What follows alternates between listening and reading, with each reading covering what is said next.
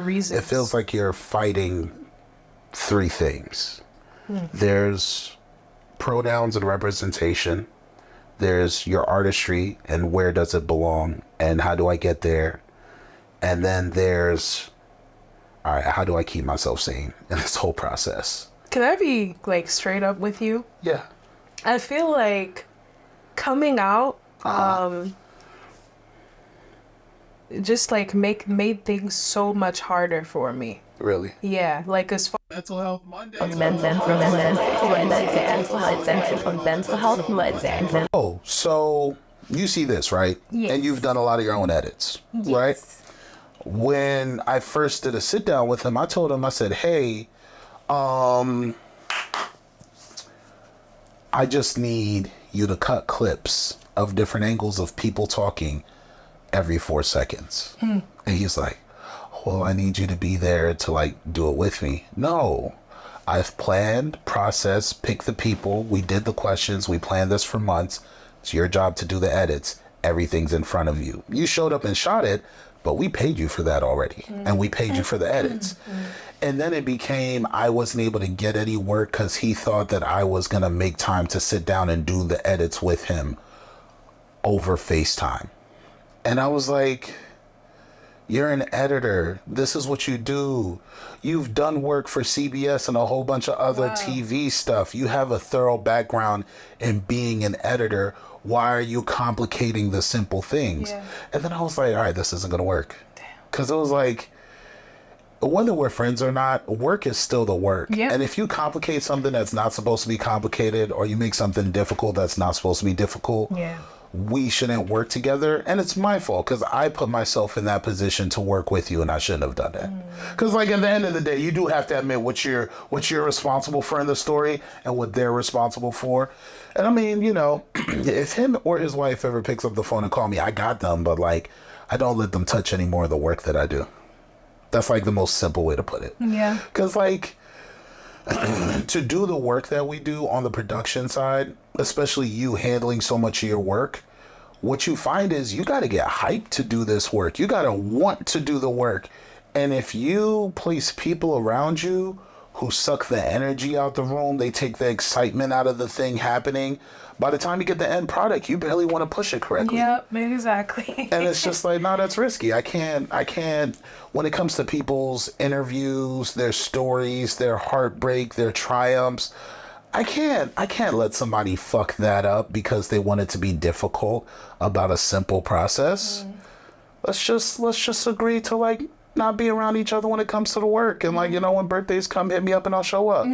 That's it. Yeah. Yeah. That's the best way to just explain it. That is the precise reason why, like, because I always wanted to put together this dream team, and I still do, but I just saw that people were not as enthusiastic about the work because it wasn't their project, it was mine.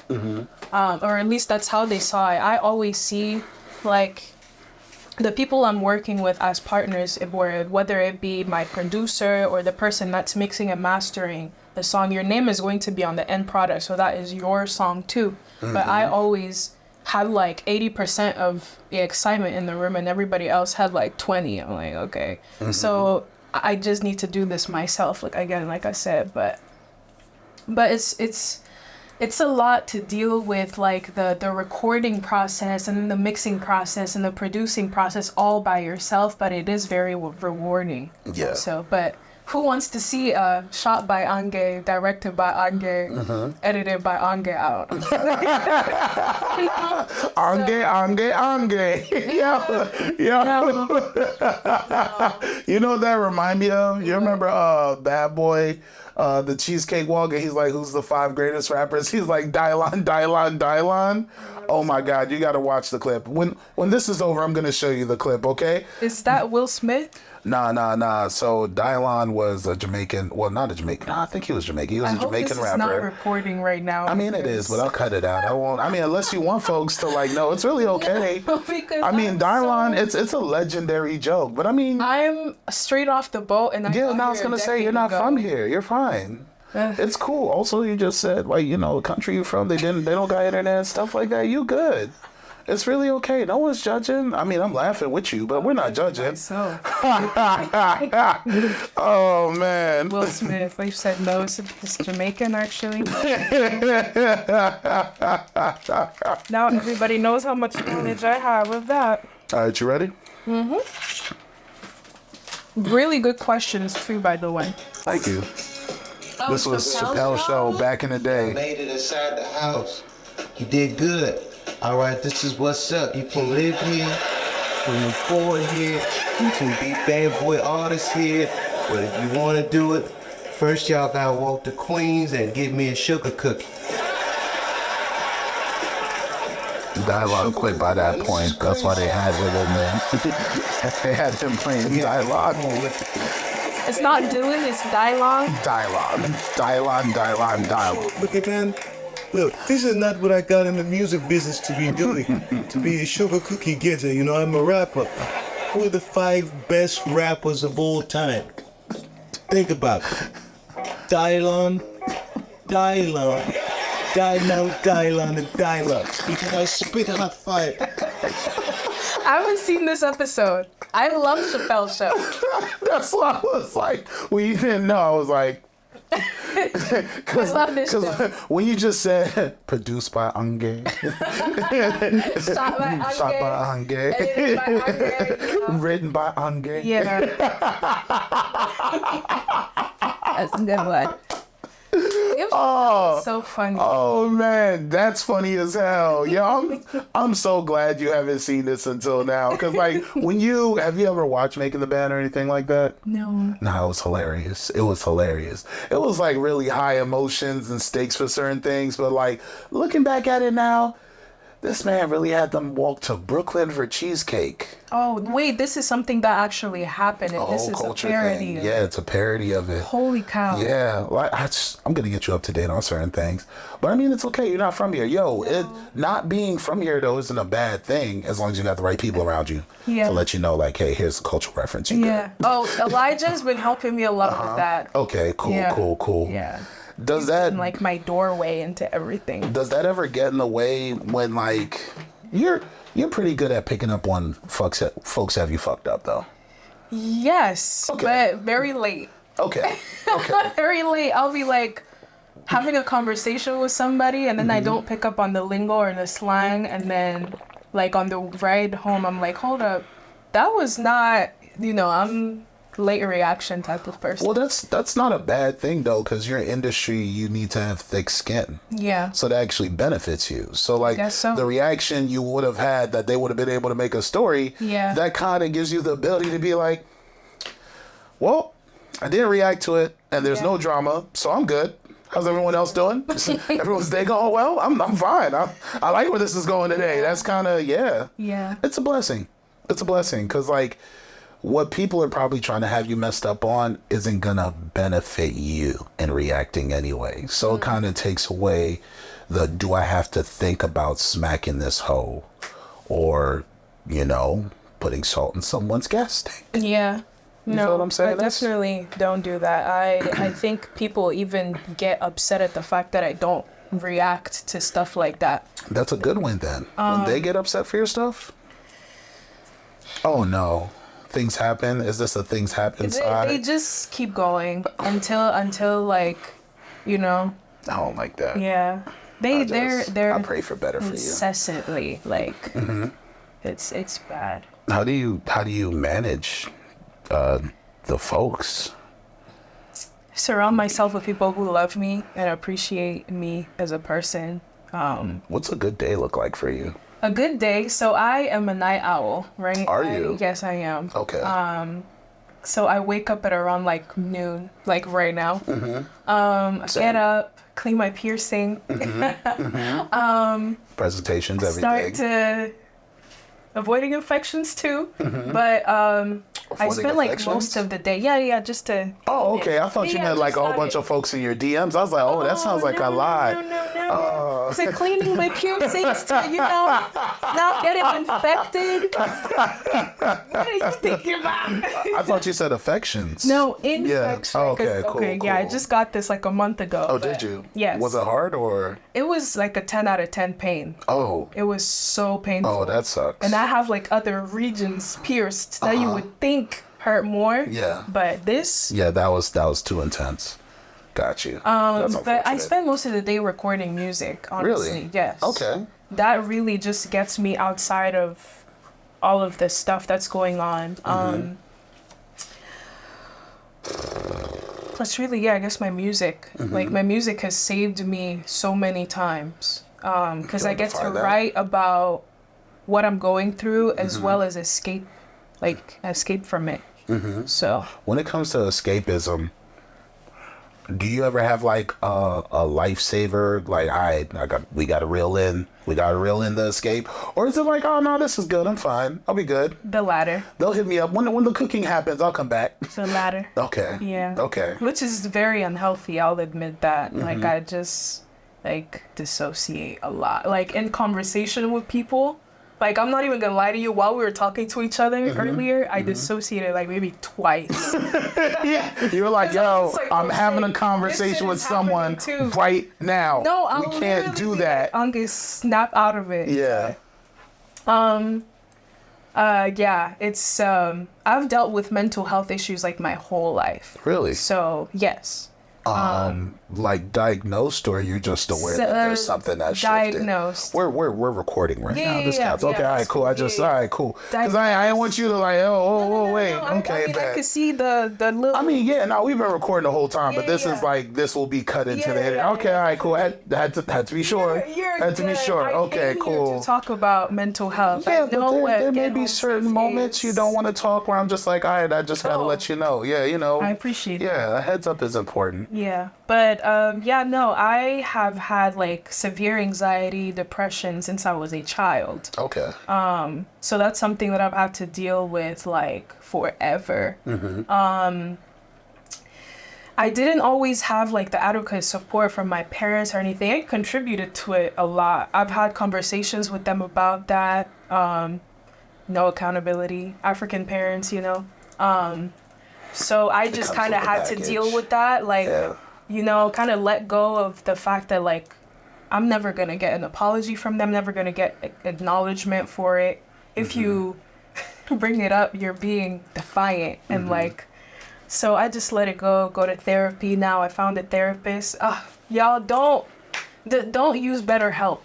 Because that's where I found my first therapist from. Oh, Trash. yo. Which camera am I looking? This is you. Trash. This is your main camera right Trash. Do not go to BetterHelp, okay? here. Yo. But, so I'm laughing because like all the therapists I've worked with have told me BetterHelp is not a good company.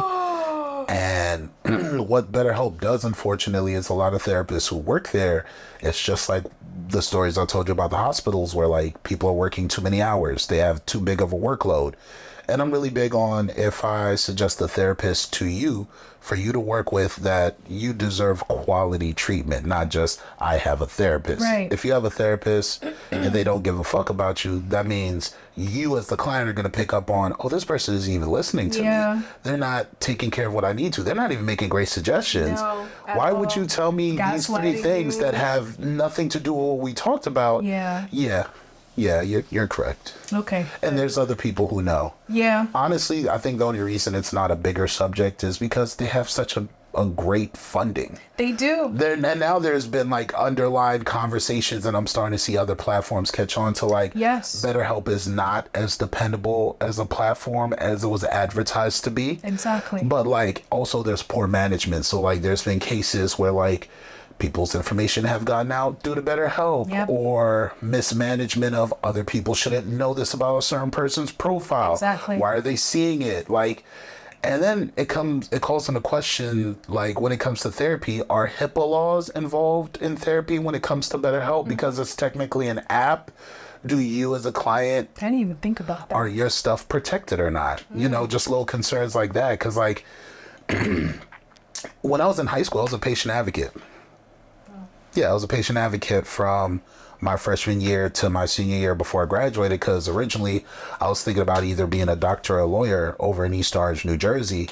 And as a patient advocate, I was an advocate for patients, and a lot of the patients we were taking care of on certain cases were HIV patients back in the day. So like I saw it up close when people wouldn't do their jobs correctly. I saw what discrimination against people with HIV looked like up close on the staff and calling things out. And like, you know, when you are raised as a kid to call things out from an early age of that's some bullshit and you guys need to do your job correctly and these people deserve humanity, whether they have this or not, that's not what the job is about. I'm very fuck this. That's good. That's why the work I do here, it's no different from what I did as a patient advocate when I worked in a hospital. Yeah, and I never told you this, but I think it's so dope that you're in the mental health field, because where I come from, it is taboo for men, black men, to talk about mental health. You do not talk about that. That does not exist. You have to be strong. And that goes into like the whole like gender stereotypes and shit, which is why I'm all for abolishing all of that. So I want to say thank you to you, because I think you. my ex-girlfriend told me about you. Really? Tally Schwenk. What? Yeah, she told me about you, and I was like, okay, cool. This guy's like about mental health stuff. This was like in 2020, and I've been following you very closely since then. And then we ran into each other at the show. Wait, I was so like, hold on, this is the guy. You were following me before we ran into each other? I knew who you were. So it was like, oh, the goon is coming, and then I see you. I'm like, oh, it's just from Ghetto City. You got fans out here, bro. Yeah. That's awesome. That's awesome, man. I really was the goon for that shoot. That's awesome. Yeah, shout out to Chiquete and Jada. Oh wow, wow, that caught me off guard. I was not prepared for that. Yeah. Yeah, I never told you that. Yeah. No, I appreciate that. And it's, to me, it's weird when I hear stories like that, because like I really don't think people are paying attention, but I don't mind, because like I'm very minority over majority. So like I'm helping the minority of people that aren't represented. That's why the platform gives them a voice.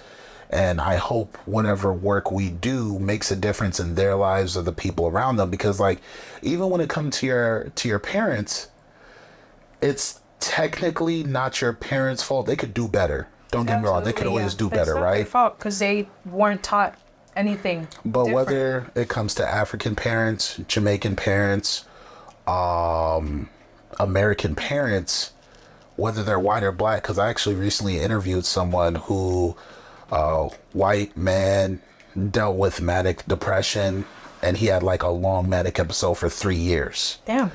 And I didn't know they could run for that long. Yeah, how does it manifest for that long? He told me about his mom. They knew that he had certain things going on, but like as a parent, you technically have to protect your kid. Right. And she didn't want him being separated from his classmates, and that's what the school was trying to do.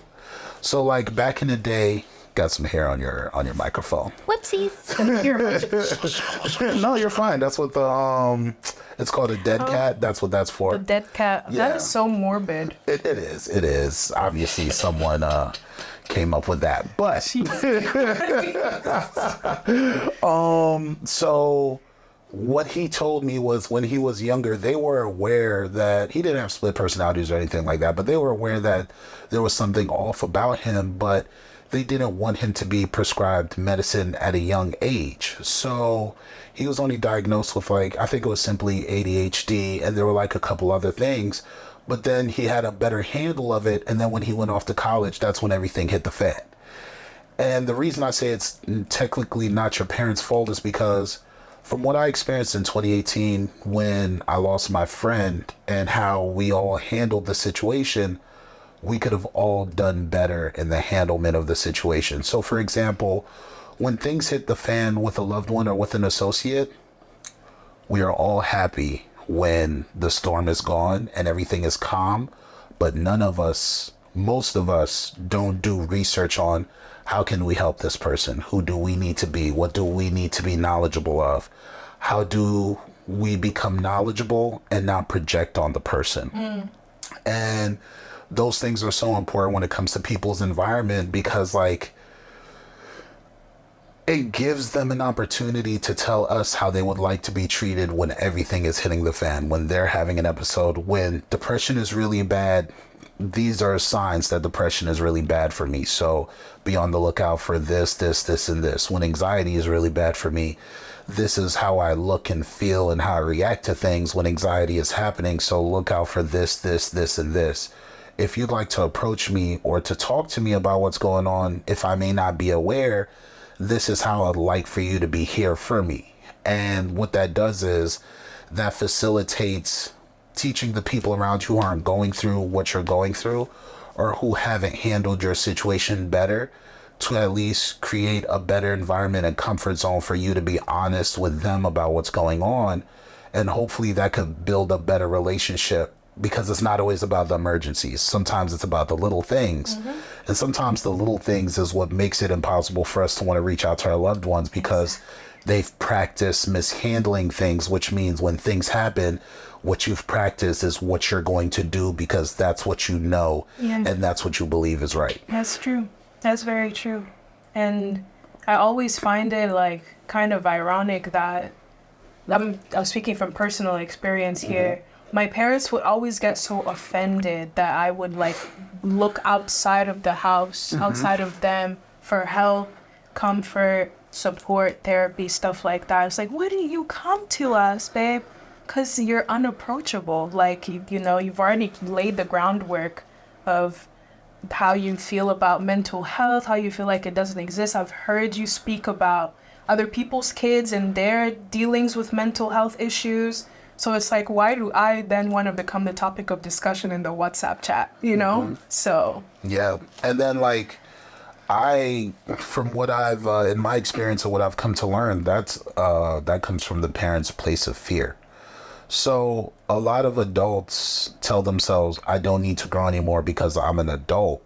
But you being an adult doesn't mean you don't have to grow anymore. If anything, you being an adult means you have to entertain the idea of who I was yesterday, I cannot be tomorrow, and I need to work on changing it.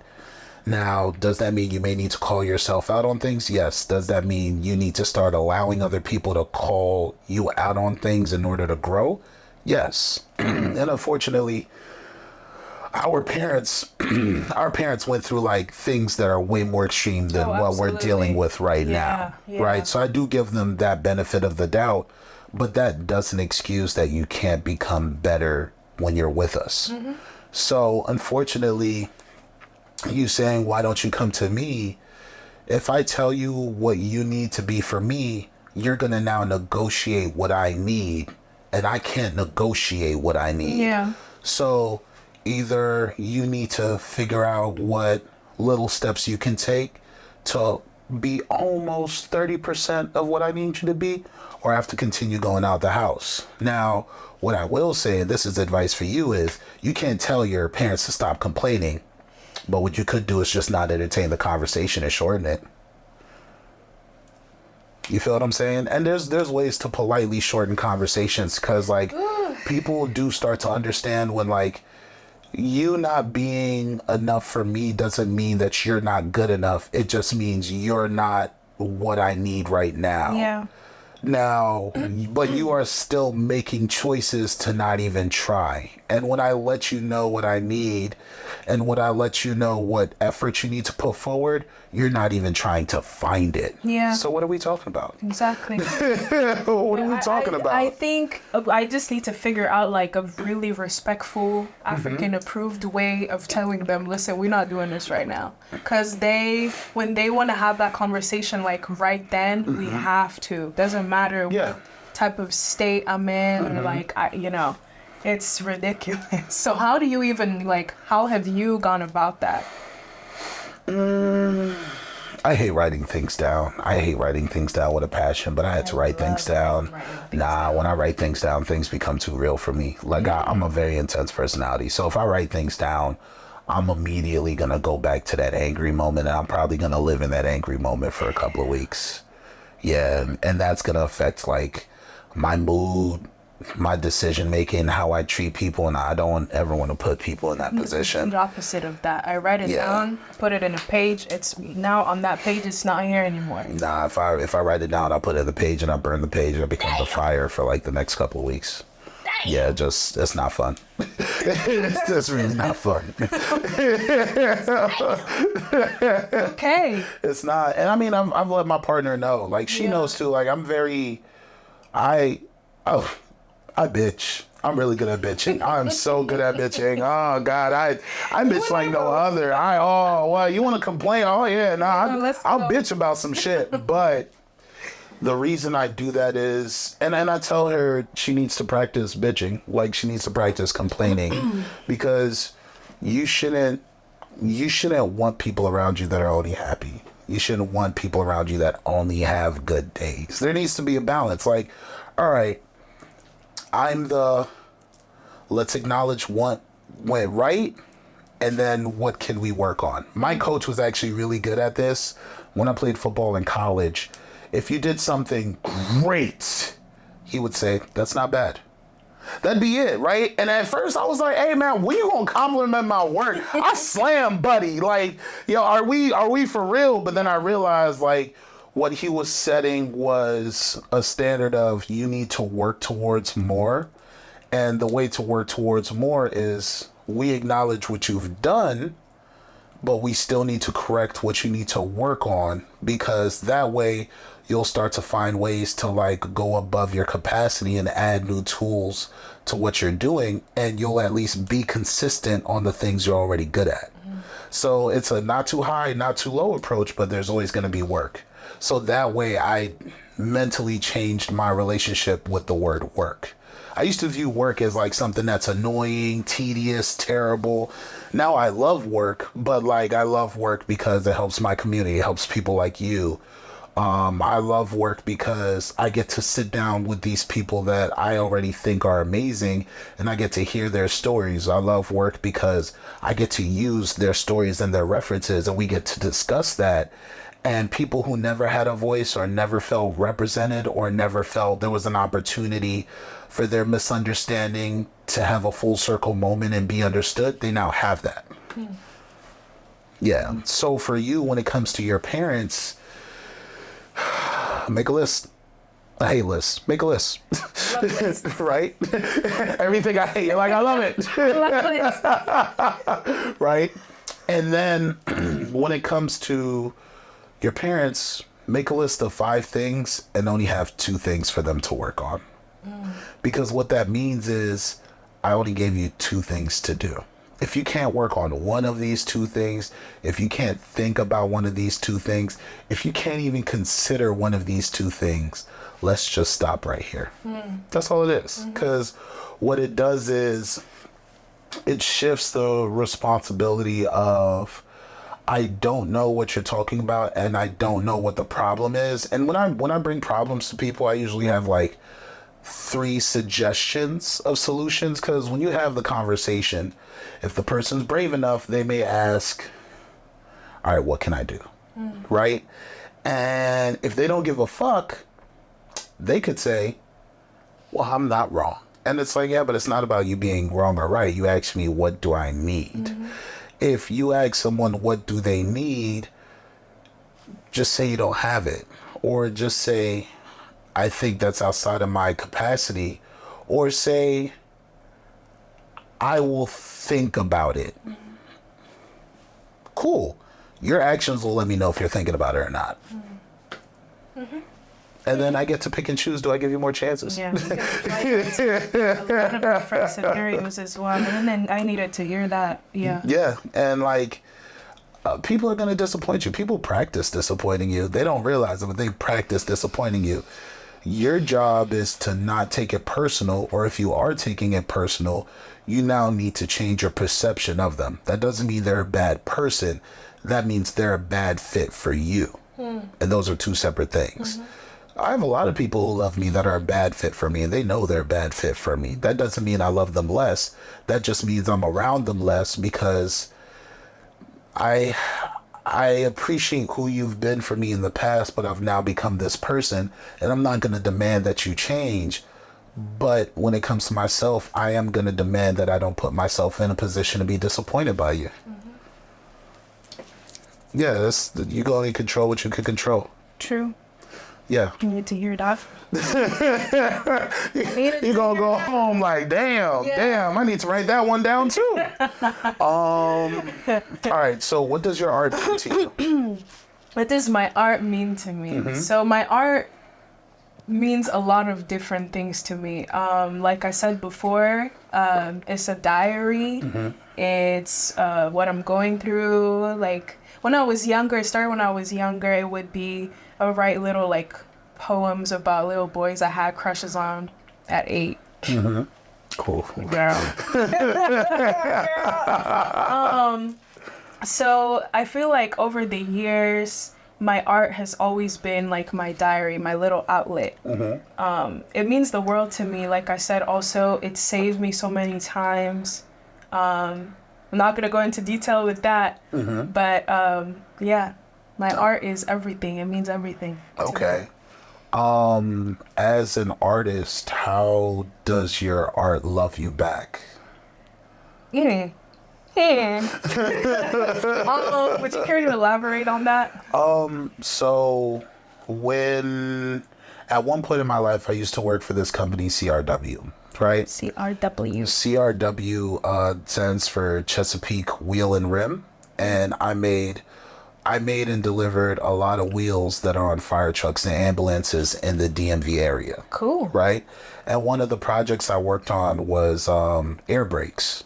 So the air brakes for the fire trucks and ambulances, I was in the back of the warehouse putting the air brakes together and facilitating, I think it was like a 120 build project.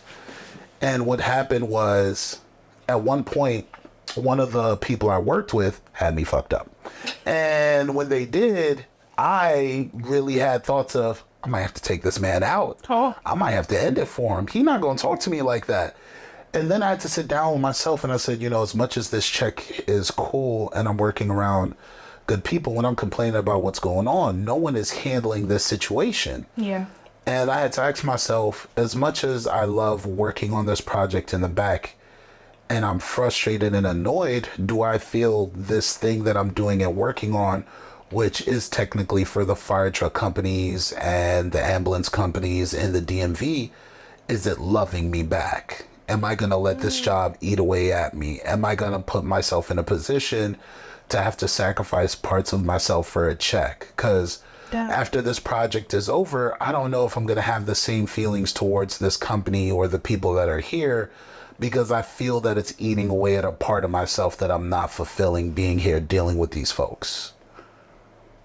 So that's what I mean when I say, does it love you back? Like when I do the work with Get Home Safe, it loves me back when I get reactions like stories like this that I didn't know about and I don't expect this. Like it's a very thankless job. So when I do get a thank you, I'm always surprised. Cause like when you're someone who hasn't had a voice, when you finally get a voice, the first thing you do to someone, you're not going to say thank you. You'll be like, oh, finally, I have a voice. I'm heard. Thank God. And that's okay.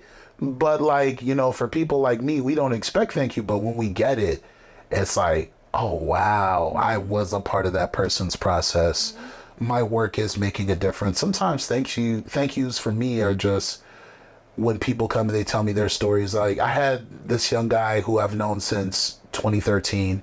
He pulled up on me when I was at one of my jobs and he was like, hey, I just want to let you know I got a therapist. And I said, what? He said, yeah, your content made me go out to get therapy and inquire about getting a therapist. And I had to be real with myself and I realized I need therapy. And I was like, God damn. It caught me off guard, but like, that's a byproduct of the work. And most folks will be like, well, you were telling folks to get therapy for a minute. That was the first 2 years. I haven't told folks to get therapy in quite some time. I just make mental health content now. I haven't told anyone to go and get a therapist. I'll tell people we'll pay for their therapy with money that we've raised. And I'll tell folks these are the therapists I'm sitting down with.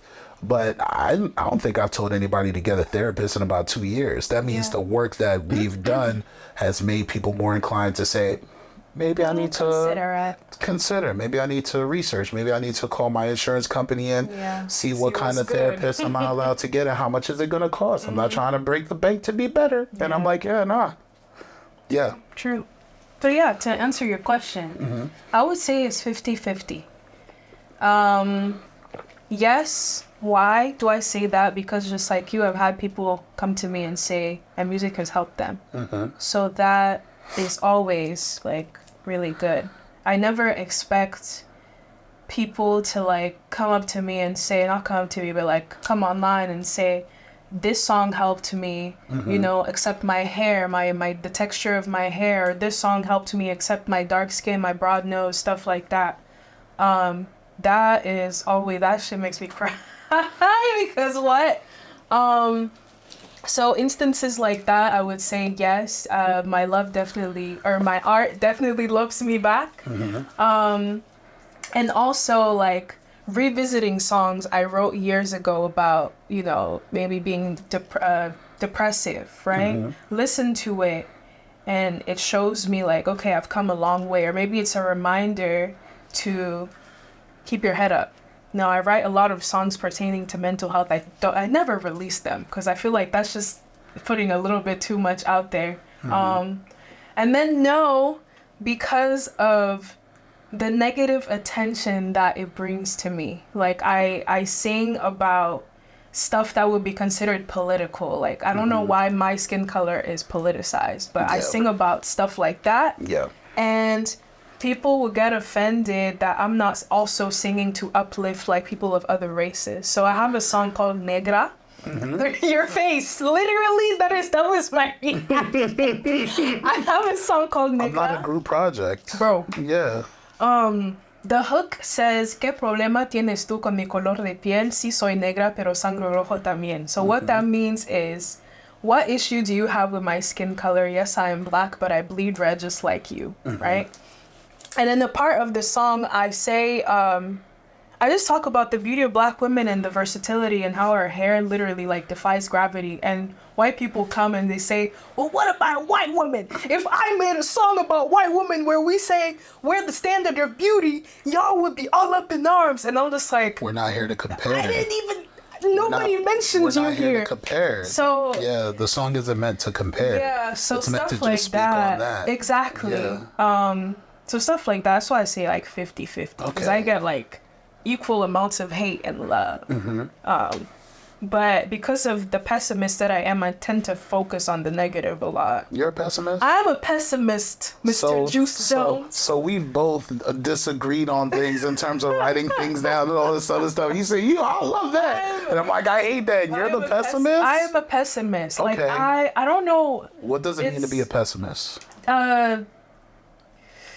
How do I put this into words? You tend to like focus on the negative aspect of stuff.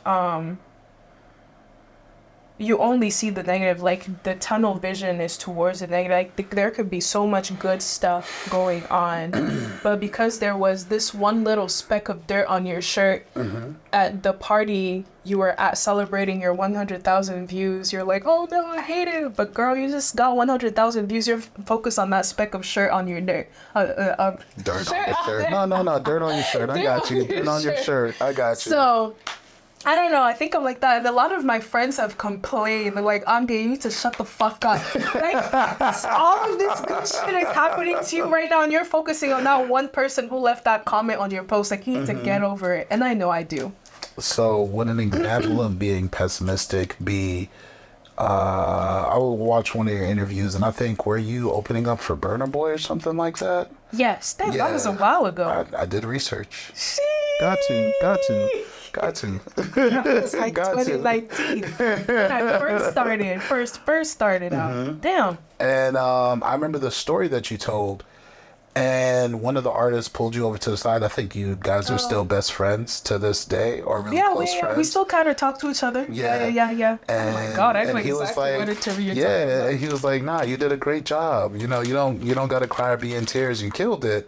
And you're like, oh, but they hate it. It's like, no, they enjoyed it. Like, they don't know who you are yet. And then he also told you that He's been in this industry, I think, for 10 like years. a decade, right? It was like a whole decade. And I saw that, I was like, Afrobeat was his name. That's Guy what it was? that dropped Joanna. yeah. Yeah. And when I saw that, I could see that though, because remember when I ran Velvet Lounge, I saw a lot of up and coming artists. He performed there before. What year? I want to say 2018. I handled your show. You did? I'm the one who handled it. Like anytime there was like anybody that handled the money at the show, the person at the front, that was me. And I was was so also funny, I was though. also the manager for the establishment too. Like the whole time I was at Velvet, I was the manager. Well, I have some beef with you. What's up? So, we paid to perform, which don't ever do that, artists. We paid to perform, but then we had Us to or them? pay. I don't know who it was. Do you remember who put it together? I don't remember, no. Okay. But we had to pay to perform, right? But then we also had to pay to get in. Oh no, we don't So- do that. We already paid to perform, and then we had to pay like 25 a piece, and it went up to like maybe 100 or so. No, that's not us. And we're like, we already paid to perform at this event. Why would we have to pay to get in again? They're like, oh, well, that's just how it is. No, was like, no, huh? that's not how it is. So the way we do business at Velvet, because I mean it's closed, so I can let you guys know this. The people you probably did business with, we had them pay to keep everything at the door, right? And what they did was they paid us probably out of what you paid to cover whatever the cost was to pay off the person working the door and the sound person.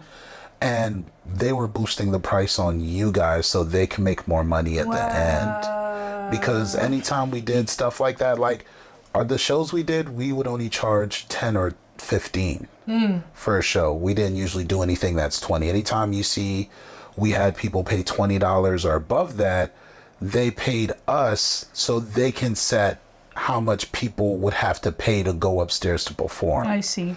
Yeah. Okay. Yeah. Yeah, that's definitely what happened. You had the bone to pick, though. You're correct for being upset, because it's like if I already paid to perform and now I got to pay to come in, you don't think that's that not, was you're so not weird, tripping but right we now? had no choice but to do that. Otherwise, And that's unfortunate when people have to.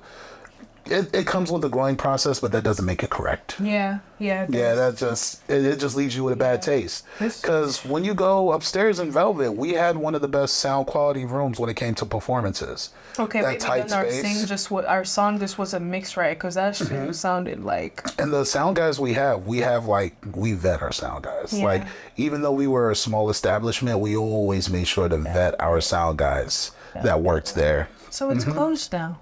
Yeah, it's closed. It belongs to Why? somebody else. The pandemic. Oh, it Money belongs wasn't to coming in. somebody else. So Yeah.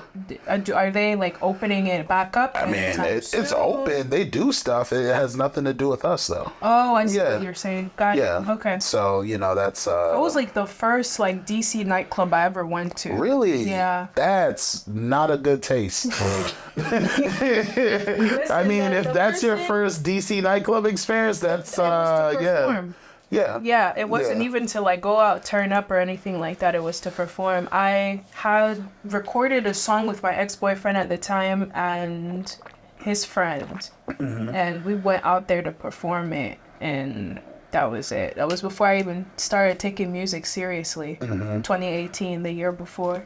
It was actually breaking up with this guy. That year was a blur for me. That's when everything hit the fan for me. So Yeah. I don't remember a lot of things from that year, quite honestly. I don't remember a lot of 2018. I don't remember parts of 2019.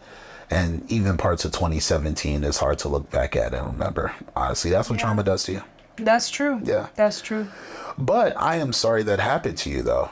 I mean, I just remembered it now because you mentioned Velvet Lounge. Got the velvet stuff. The didn't come out of my- hats are right here. Come out of my pocket. Yeah. So. Hey. I know that's right. I know that's right. A win is a win. win is Okay. A win is a win. That's it. What was I gonna say? Okay. So when your art doesn't love you back, how do you handle that, or do you just keep it moving? I just keep it moving. Yeah. Keep it moving and Yeah. moving. Do you have a self-care routine? Outside of your mom's food? Yeah. I like to pamper myself, Okay. do my little skincare routine, do my little hair routine. For some reason, like doing my hair is really therapeutic. Okay. Like How long this, does your hair usually take? About 2 hours. Okay. So this is a wig. Okay. Installing wigs. It's a good wig though. It looks nice. Yeah. Thank you. Start out by putting the bald cap on, all that. Just pay attention to detail. You just kind of zone out and do that. Getting back into painting. Okay. I also have Do you have paintings around your room and stuff? no, on my iPad. Okay. On Procreate. So I've been watching like tutorials on what brushes to use and stuff like that. But I do want to get like an actual like canvas and stuff. I feel like it just feels different when you're doing it in real life. My partner's an artist. She's big. Ooh. She's big on art. Right there. Wow. And right there. That's her. But Pretty. that's one of her paintings right there. Very nice. Yeah. Yeah, I want to get to that. Yeah. That yeah, level. she be a beast when she gets in her bag. Dope. Yeah. Love it. Yeah. With the Yeah. links. Shopping. I Shopping. spent way too much money. So realistic. I spent too much money. I spent way too much money on clothes and shoes and makeup. Oh my God. I love doing my makeup as well. I also just kind of use TikTok as an outlet, like creating content in general. Also, just like Lethargic. Like, I'm getting through this. This is gonna go And, like, viral. people That's all wanna my know- anger right People there. want to know, and it's like if I get paid off the views, might as well, you know. Do you get paid on TikTok? Yes. Okay. What's the creator fund like on that side? It sucks. Does it? But I heard it hasn't gone up or down. It's pretty much been the same for a lot of folks. And ever since I actually joined that creator fund, my followers have gone down significantly. I was at 980,000 on TikTok. I'm at 970 now. Ooh. Yeah. But that's been like the case for some of my mutuals as well. Some of my mutuals are in the millions, and they've lost like hundreds of thousands of followers because I guess TikTok is now deleting all the like fake accounts or inactive accounts and stuff like that. Okay, but which that's is better for good. you as an artist. It's better for the engagement Yeah. too. But what was I saying? Oh yeah, making content also is really nice. Like going out into nature. I love doing little picnics, like solo picnics. Get a bottle of wine. That's adorable. Oh, thank you. I love to eat. I know we already talked about that, but I love to eat. Yeah. I've actually put on some weight, which I'm Really? I'm not mad about it because I was gonna say it fits though. It fits. Now, If it fits, that's all that matters. Yeah. Yeah. But yeah, I guess I do a little bit of everything to get my head out of that constant spiral. It has a potential of going down if I just think about that stuff. But Have you ever tried yoga? is the stretching count? Yes and no. So I'm a dancer, and I like meditate while I'm stretching before I dance. So, but yoga, downward dog, all that stuff, I don't know. I was never, I'll do that in the morning, but I don't really consider that like yoga, just stretching, like morning stretches. I have some good folks that you could work with it. Yeah? Oh, I know exactly who you're talking about. Yeah. Yeah. Yeah. If I know exactly who you're talking If about. you ever want to go to her classes, let me know. Wait, her classes or his classes? Well, I have her and his. Okay. I Is work his with bald? yogis.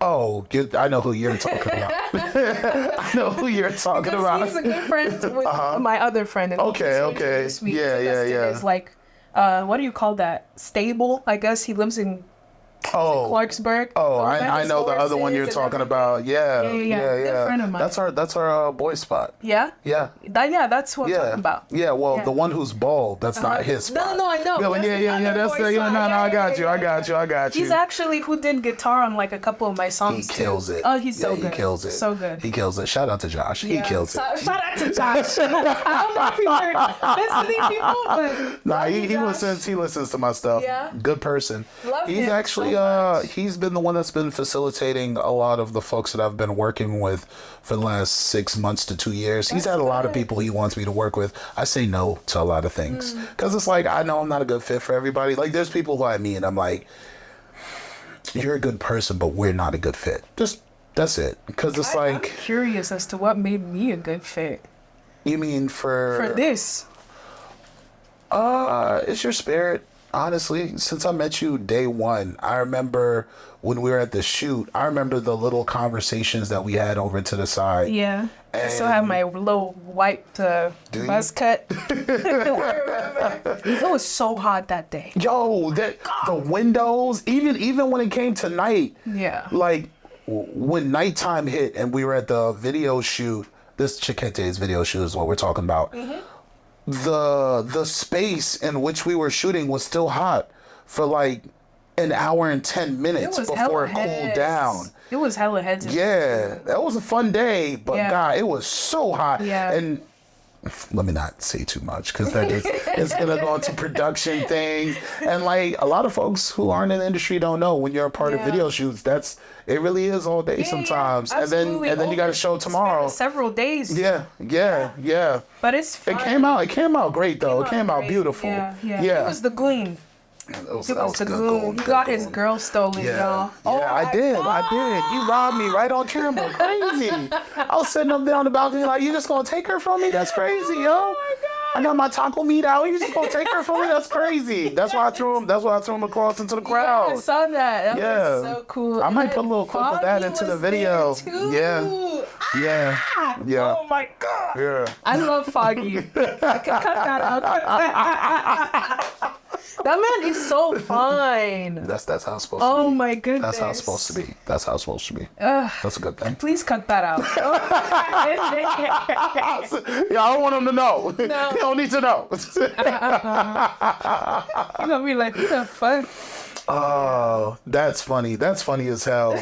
But yeah, nah. Since I met you that day, I was like, you seem like someone who I'd be cool with. And I'm not really worried about that usually, because I usually either get along well with people, and if I don't, I just don't say it to their face. Like you don't have to let people know that you're not a good fit. It's if they approach me, then I now have to voice, I don't think we're a good fit, but you're doing a great job. Because like people don't need me and I don't need them. It's vice versa too. So, True. But for you always just had a nice spirit about you. I was like, she's kind, she's cool, and you were. They.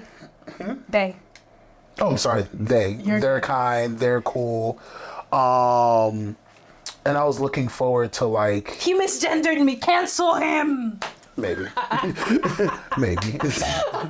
Yeah. No, I appreciate the correction though, because like I totally forgot about that. Even that, like, speaking up about that is so scary. Like, around new people, yes, because I have gotten, like, people have laughed in my face. How you think I'm gonna, respect that? What is that? So here's what the issue was with the pronouns when it first started. And obviously my opinion may not count for anything. When it first started? Well, when it was introduced to people publicly, because you got to remember, this is something new for us in terms of the straight community, right?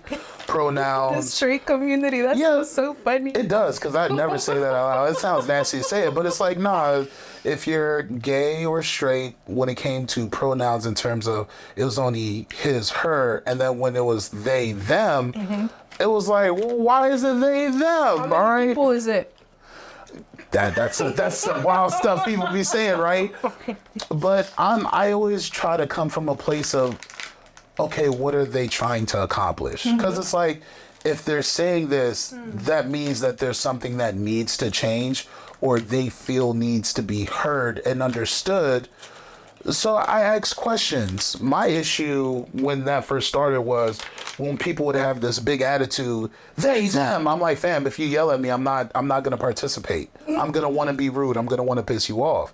Because, like, you don't insult someone and then expect them to learn. But on the other hand, if someone's trying to teach you, you shouldn't make fun of them if they're trying to teach you something that they're very serious about. That's how I try to understand it. So when people correct me, I'm like, appreciate you. But like, I also feel that you should correct people who know you are trying to talk to you. So when people come in and it's, hi, I'm they, them. And it's like, I don't think they like you yet. Let's see if you like that person before. I had to stop Not even that I It's not for everybody. Now it's definitely not. You have to read the room. Like, okay, what kind of conversations are we having here? What type of people are in this room? Is that a person that supports their community? Is this a person I even want to be associated with? Yeah. Right? If it's just in passing, you can do that, whatever. Yeah. But if you're somebody that I see like, the potential, like I see the potential in building something further than just this conversation we're having right now, and yeah, I would say, oh, by the way, and if you tell me, oh, I don't do that, then okay, cool. I think the thing is, like, people are just trying to, like, I guess, impose it.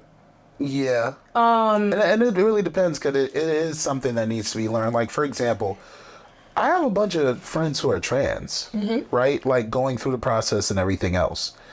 And there's a difference between the person who's going through the process and the person who considers themselves trans, but it isn't going through the process, right? That's how my brain thinks about it. So with the work that we've done with Get Home Safe, we've sponsored people who needed therapy. And one of my friends was one person we sponsored. And I actually told them to pull up yesterday to come through to get interviewed. And they were like, why? I was like, I need trans folks who we're taking care of to like be here and be interviewed because your opinion matters. I don't want people who are proud of what I'm doing to not be able to see themselves in the content that I'm creating. Yeah. So that is important. If your voice needs to be on here, whether people agree with me or disagree, I could give a fuck less.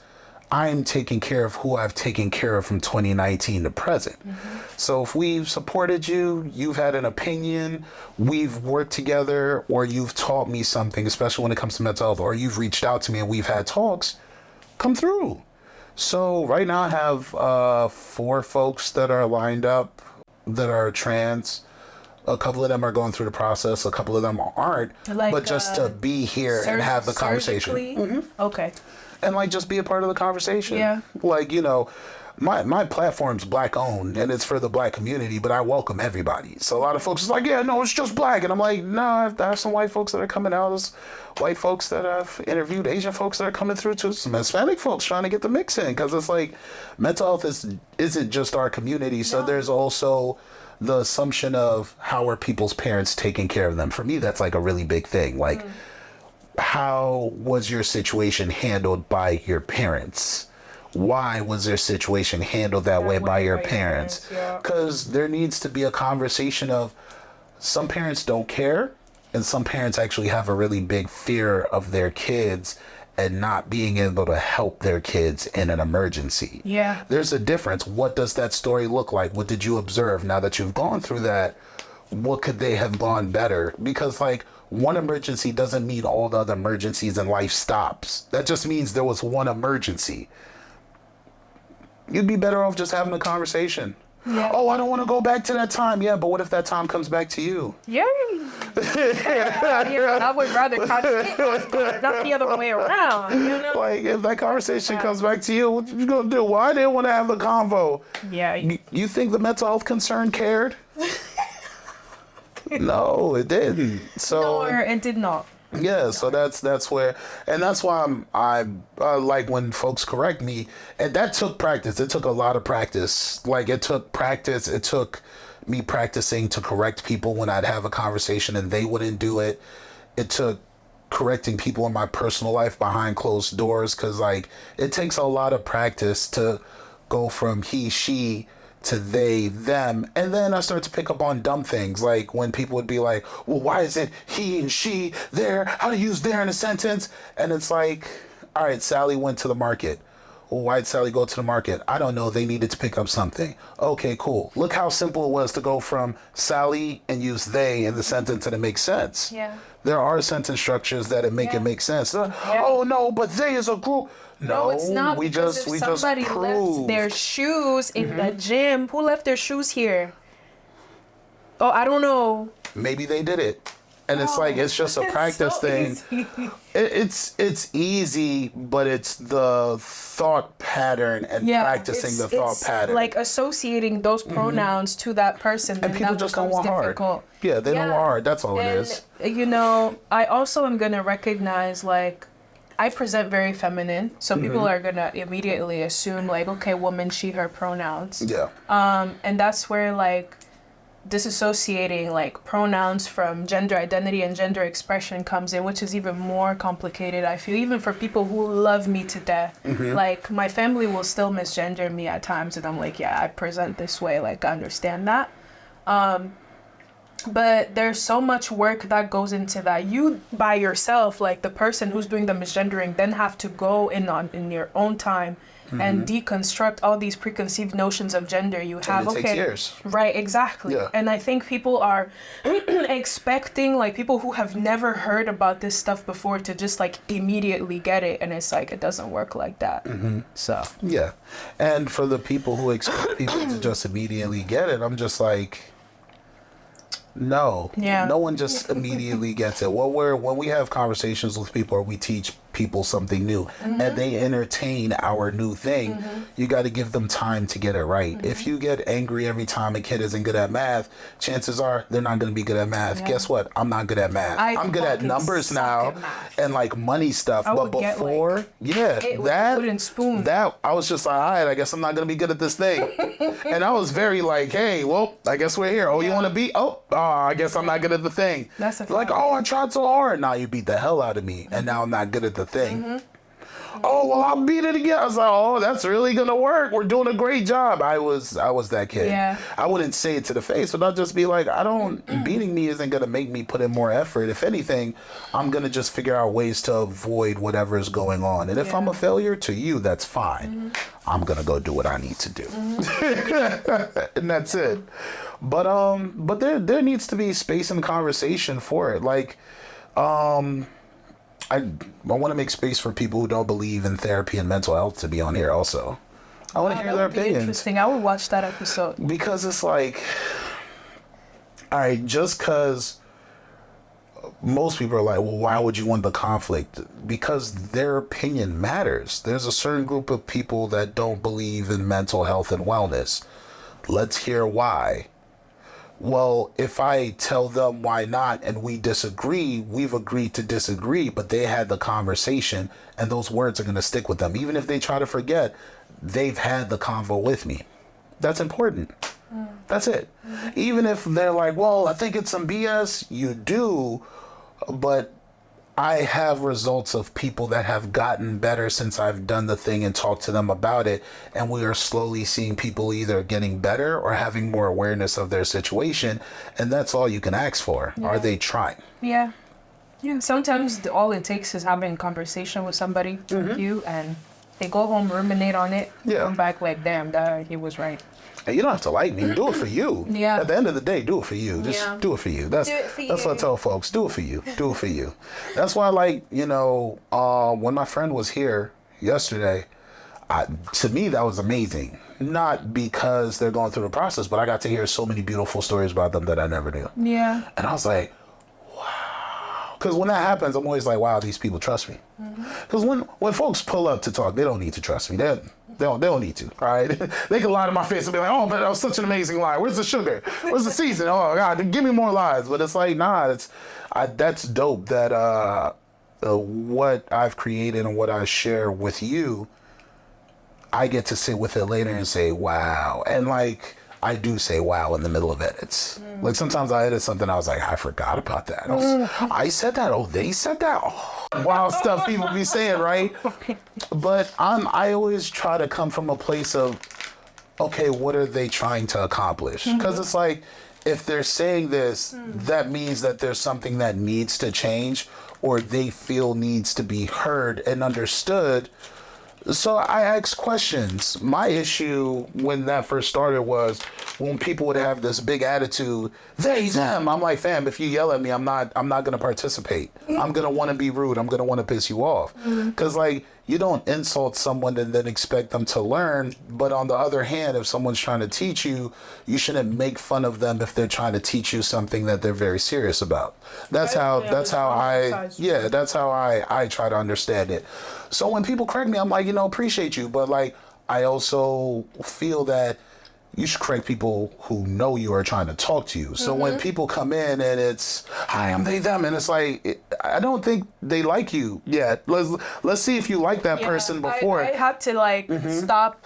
Not even that I It's not for everybody. Now it's definitely not. You have to read the room. Like, okay, what kind of conversations are we having here? What type of people are in this room? Is that a person that supports their community? Is this a person I even want to be associated with? Right? If it's just in passing, you can misjudge me, do that, whatever. Yeah. But if you're somebody that I see like, the potential, like I see the potential in building something further than just this conversation we're having right now, and yeah, I would say, oh, by the way, and if you tell me, oh, I don't do that, then okay, cool.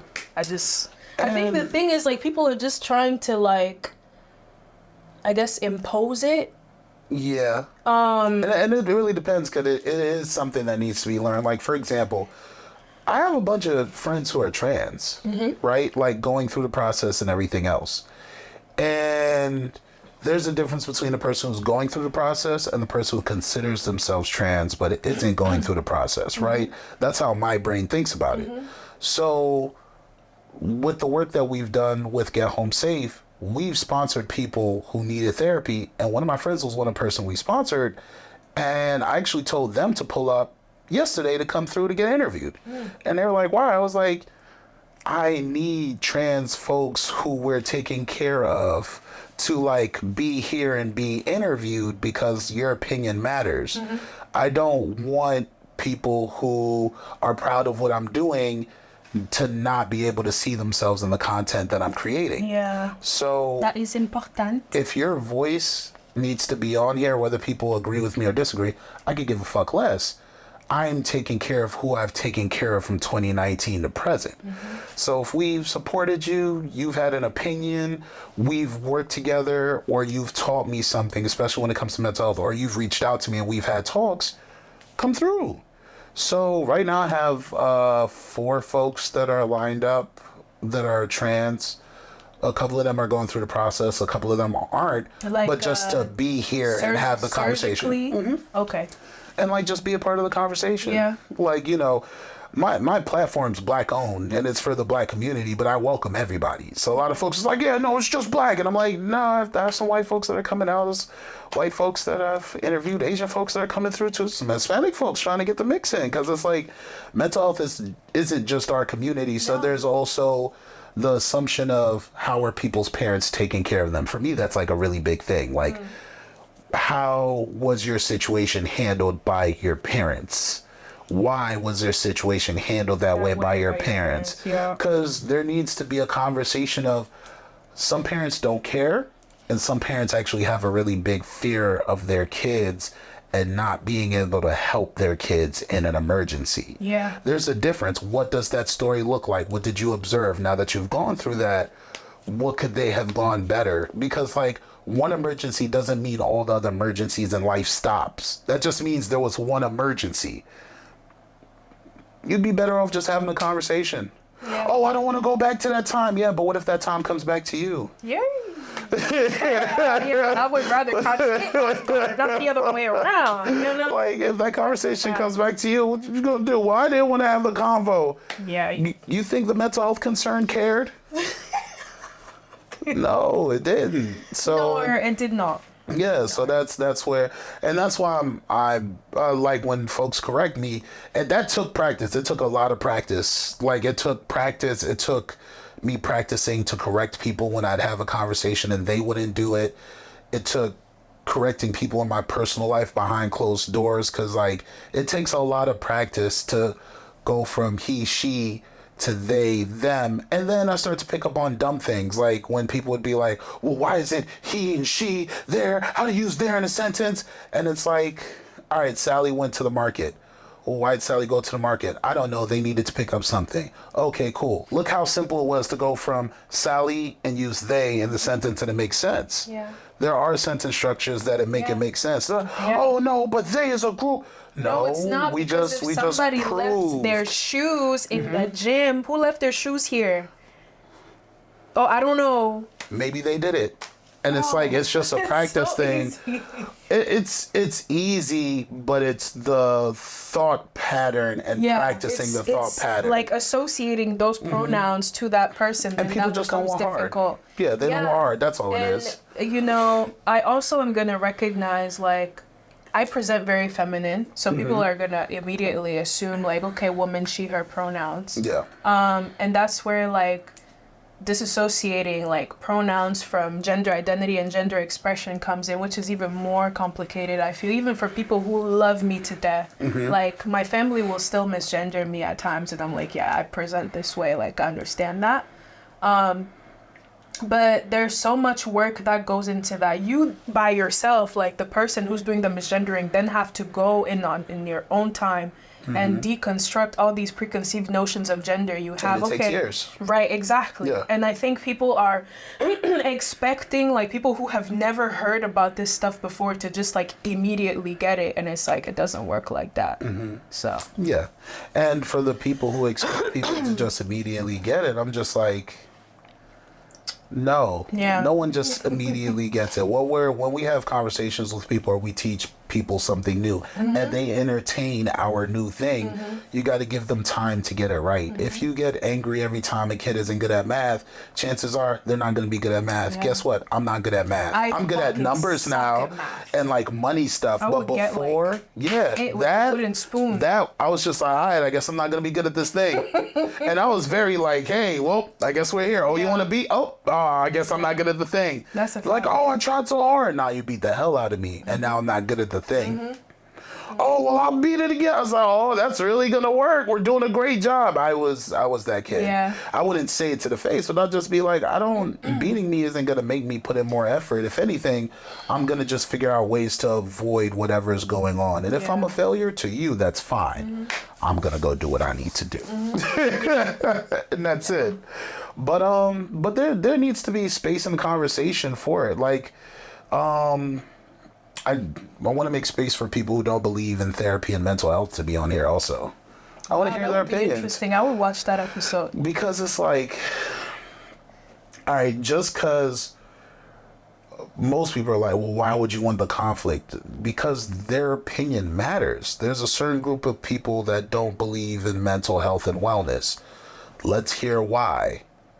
Well, if I tell them why not and we disagree, we've agreed to disagree, but they had the conversation and those words are going to stick with them. Even if they try to forget, they've had the convo with me. That's important. That's it. Even if they're like, well, I think it's some BS, you do, but I have results of people that have gotten better since I've done the thing and talked to them about it. And we are slowly seeing people either getting better or having more awareness of their situation. And that's all you can ask for. Yeah. Are they trying? Yeah. Yeah. Sometimes all it takes is having a conversation with somebody, you, and they go home, ruminate on it, come back like, damn, he was right. And you don't have to like me. Do it for you. Yeah. At the end of the day, do it for you. Just do it for you. That's what I tell folks. Do it for you. Do it for you. That's why, like, when my friend was here yesterday, to me, that was amazing. Not because they're going through the process, but I got to hear so many beautiful stories about them that I never knew. Yeah. And I was like, wow. Because when that happens, I'm always like, wow, these people trust me. Because when folks pull up to talk, they don't need to trust me. They don't need to, all right? They can lie to my face and be like, oh, but that was such an amazing lie. Where's the sugar? Where's the season? Oh, God, give me more lies. But it's like, nah, that's dope that what I've created and what I share with you, I get to sit with it later and say, wow. And, like, I do say wow in the middle of edits. Like, sometimes I edit something, I was like, I forgot about that. I said that. Oh, they said that? Oh, my God. Yeah. But, how many languages do you know? Fluently, I speak 4. Okay. English, Spanish, French, and Fang, which is my indigenous language. Fang is your Yes. Fang? Yes. Am I saying that correctly? Yes. Okay. F-A-N-G, like a fang, a fang. How is it easy for you to pick up on languages? Yes, it is. Just because I've been learning languages since I was very young. So I think I've just like developed that little section of my brain that just picks up languages. So like now I'm learning Portuguese again. So Yeah. And I also really want to learn Mandarin. Okay. Yeah, Cantonese or Mandarin. I don't know. When it comes to YouTube, on the YouTube side of things, are you big on YouTube? No, I am not. No. You should be big on YouTube. You should put your stuff over there. No, I want. That's the thing, though. Like, I'm known for my commentary content, right?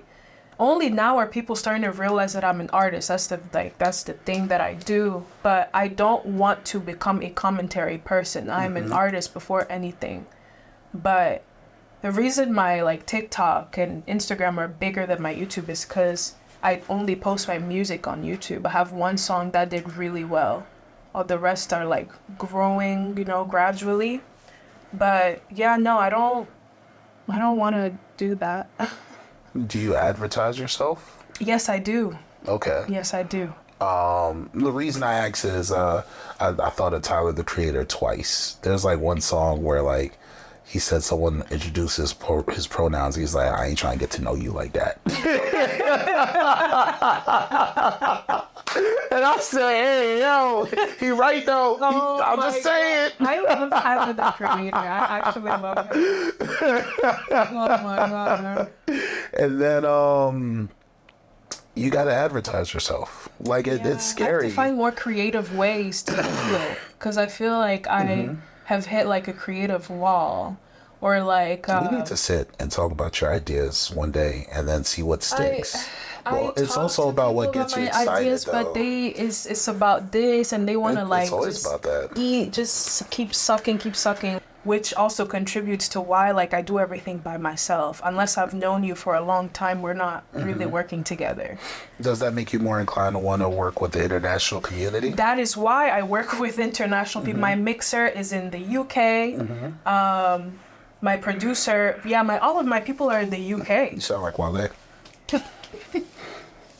When he first started, that's how it was. Wale apparently around here, or Really? they think he's corny or something. Really? That's what I heard. It's lies. They just envy what he has. There's a picture of Wale right there. Yeah, no, Yeah. I've seen him. Yeah, one of his photographers is my boy.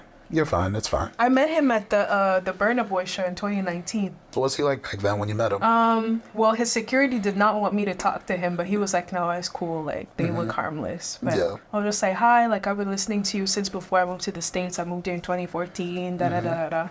He was like, cool. He asked me a little bit about myself. And I told him I'm actually from Moco. Like, your school is our school's biggest rival. I was like, that's hilarious. So we just got to talk about some of that stuff, but that was really it. Yeah. People say he's like standoffish. I'm like, I didn't get that vibe. He used to be a lot more standoffish. Yeah? He's changed a lot since then, but he did used to be a lot more standoffish. Yeah. It was nice. But I mean, it comes with the industry. Like, what you're going through now, he's probably gone through that. And, like, just emotionally, like, do you really want to deal with fuck niggas who they're going to smile on your face and then, like, 2 years later? No, that's what the DMV is. I'm starting a lot of to industries understand. are like that, unfortunately, though. I think it's just how the industry is itself, period. You'll always hear stories about that in other places. I could only speak on this because everyone's told me about it happening in other places. Yeah? Yeah, it just comes with the game.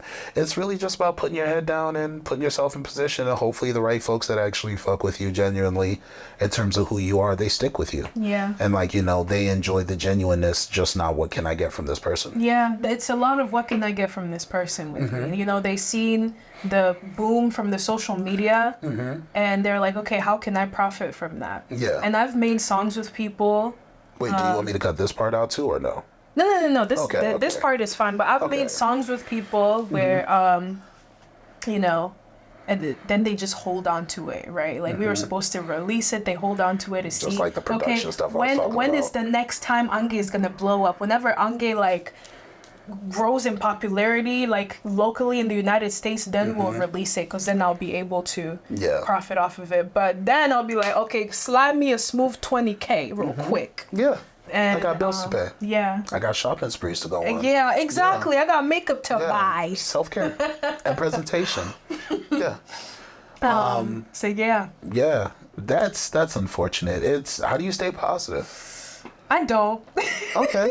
And that's okay though. That is okay. That's actually like honest. Yeah. Yeah. I write about it. I have a lot of songs saying F these N words. Like, You don't say nigga? I say it all the time. no, I don't say that. No, okay. I do. Fuck Okay. these niggas. I just wrote a song recently about like now like better days are coming. Just you know, Manifesting. manifesting. Yeah. Do you want to hear it? Yeah, sure.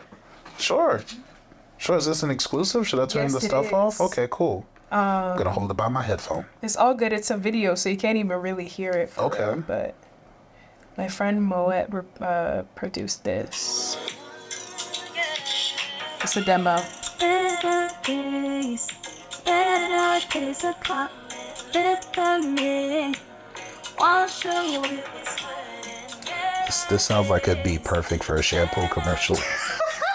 What the hell? I'm just saying when I hear music, I could like see the visuals for stuff. Oh my god. It was just like raindrops, shampoo commercial. You know how like they put the product and then they're like, yo, add a flower in that shampoo commercial. Bow. Yeah, yo. Hey, cut him a check. Shampoo commercial now. Yeah, I love shampoos. You don't ever go shopping for shampoos just to open the bottles up and like smell the stuff? Yeah. Yeah, I love that. That was a big compliment for me. I was like, if I'm willing to listen to you in the shower, then that's a great track. Oh my gosh. Yeah. Okay. Yeah, okay, I'm big on that. But that's just a little demo I made. The last song I released is about that too, about all the hate I've been getting online. So like I said, I use my music as a diary. I essentially was talking about all the homophobic, transphobic hate I've been getting from people back home. There's this one particular guy, not gonna mention him, not giving you no free promo no more. But he has this like far right conservative like podcast and YouTube channel. You talking about the video game guy? Video game? Yeah, there's like a video game guy that be hating on you. Oh no, he's irrelevant. Okay, cool. This guy's irrelevant too, Yeah, but okay. he happens to be who I'm talking about right now. Okay.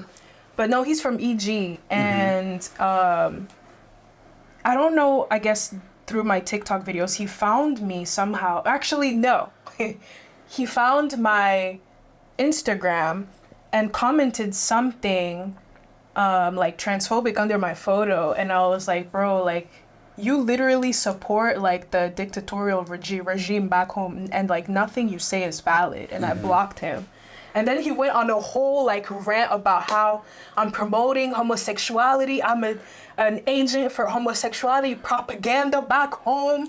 I'm gonna destroy Equatorial Guinea and the young. I'm gonna make everybody gay, and then we're not gonna procreate anymore. And I'm like, I'm literally just a gay nigga like existing on the internet. Yeah, you're saying I'm business. gonna like, oh no, you have almost 1 million followers, and it's mostly kids following you. Nah, people know about me now because of you. I was chilling. I wasn't even tagging you guys. So like he created this whole like one-sided beef that you've been ignoring. Yeah.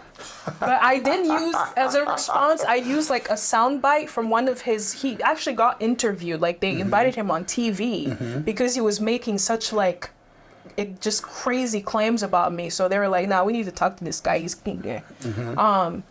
So I took a soundbite of that and added it to the song because it was like a way of responding. It's like, if I'm going to respond to you, I'm going to make money off of it. Yeah, might as well. So yeah, they have maybe videos about that and about like how I feel a lot of the times invisible because of like ever since I came out, but at the same time, it's been like exhilarating to be out and find community with people who identify the same way I do. Yeah. So yeah. I just write. That's like my way of dealing with this shit. Damn. You were not expecting this. You No. were like, I know, but I kind of expected it after you gave me a heads up and I did my research. yeah. I was more so I was worried about you when I saw that and I looked into the stuff and I was like, wait. She's not this kind of person that deserves this. I was A lot like, of people online think I am. really? Oh, absolutely. But you've never given them reasons to think that way about you. They just don't agree with who I am. They don't agree with, advocating for the LGBTQ community or Black people. But they don't get to negotiate your agency. No, they don't. But, you know, the internet has given people who should not have a voice, like you said, a voice. And because they have the ability to comment or make a video with their smartphones now, they think their opinion matters. Yeah. So, and then, you know, because I don't even want to sound cocky or anything like that, but when people make videos about me, they get views. So it's like, either they're using my name and just put my name in the title, like people are going to search it up to get views, or they just genuinely don't agree with like, oh, but you're non-binary, but you're assigned female at birth. How do you know that? How do you know I don't got a dick in these men? How do you know that? You know? So it's like, The way you said that was hilarious. How you don't know I don't got a dick? No, I'm just saying, man. You never like, know. for Hey, man, real. we tucking over here. I'm just saying. No, seriously. Like, how do you know I haven't gotten like bottom surgery and then breast augmentation and facial feminization surgery? You could never know because I've never disclosed that. Yeah. But people just assume I'm like assigned female at birth, and they just like, well, you look like this, so you're a woman. I'm like, well, I was born with a dick. What now? Yeah. What we So, gonna do? That's unfortunate. Yeah. That's what a lot of people have been dealing with outside of just you. Yeah. So like in this conversation, it's unfortunate that it's happened to you, but for you, what do you think of the other people that have gone through this before you? Whew, they some strong ass motherfuckers, because I can't do this shit. Yeah. I go to them for like guidance. I go to them for like answers to questions that I may have if they want to talk about it. I look at people who in the past in like history have had to deal with similar shit like this and look at how they kind of handled it and just kind of follow suit. Yeah. So I take a like example from people like Dylan Mulvaney. Do you know who she is? Now tell me more. She is a trans woman who like documented her entire journey from like day one. Okay, here's day one of me being a girl, and all the hate she's gotten. I think it's day 400 and something. So it's been like a year. She got surgery and talked about all of her experiences really publicly. And that's never really been done before, you know, for trans people, the person to come out and openly talk about their experience, like being trans, receiving hate, shit like that. She was even advised against it by Laverne Cox. She was like, yeah, girl, I don't know if you want to be talking about all this with all the hate that's going on, like anti-LGBTQ legislation in this country right now. They're going to be looking for you. Yeah. But, yeah, no, and she handles the criticism and the transphobia with such grace. I'm like, I could never. Yeah. Because if I see her coming, I want to clap back. But she's like, oh, listen, da-da-da. I'm like, oh, girl, you better than me. So you've like chatted with. No, I've never chatted or with you her. just watch No, it I and just you're watch just her. like, okay. Yeah, no. Okay. I just watch her. But I follow a lot of like other trans creators. And I just, you know. Mind your business, drink water, keep God first. Yeah. I got you. How do you deal with your following? Because when it comes to being an artist, you have to deal with people with a lot of emotions. Yeah. And of a lot of projections. And of course you're grateful for your fans, but what about the fans who may cross the line in their fanatic moments? So, the block button and I go together real bad. Yeah. So if you are starting to like do too much, I just block you. Like I don't even try to be like, hey, like I'm placing a boundary here, because people don't listen. A lot of people do that to get you to talk to them. And I'm not falling for that. Like I've fallen for that before, where somebody said something really disrespectful and I checked them. When as far as like making a video response, and it like makes their entire day because I acknowledge their existence, which is so weird. Yeah. Like that is so weird over here. Yeah. Like so I stop I just block you. But like what people do now is like they'll get on their account and be like, oh my god, y'all, Angue Somo blocked me. Just like, hold on. And they'll make like videos about it, like, Angue, I'm so sorry you blocked me. I love you so much. Can you unblock me, please? Or I have 2 TikTok accounts. They'll go to my other TikTok account and be like, can you like unblock me, please? Like, I'm Blocked so over there, sorry. too. Yeah. Blocked over there too. And then go on Instagram, blocked over there too. Yeah, we're not doing none of that. You're just running the trail. That's all at that No, point. literally, Yeah. like, people online are so strange. Like, Does that ever make you feel unsafe? the internet, I can't say the internet has ever made me feel unsafe. But I feel like I'm just overexposed on the internet. Because like, there's such a focus right yeah, here. it's just like, I have been posting on social media, like I started on Facebook since like 2012, and I would literally just post anything, like, okay, this is my dinner plate, this is my what, and I've just kind of had to like dial back what I post as my audience grows, because now people can figure out where you're at with like locations, you photo, trees. bro. You had the there's- sign. bro. The sun was at this point at this Bro. time, so I know There's what a coast you guy- live on. Hey, I there's know a that guy neighborhood. on TikTok who does that. Yeah. You know him? I know exactly The what you're talking about. Something monkey. Yeah. I'm like, so Vicious. I can't even. Vicious, yeah. Bro. Yeah. That shit, it was scary. I sent it to Elijah.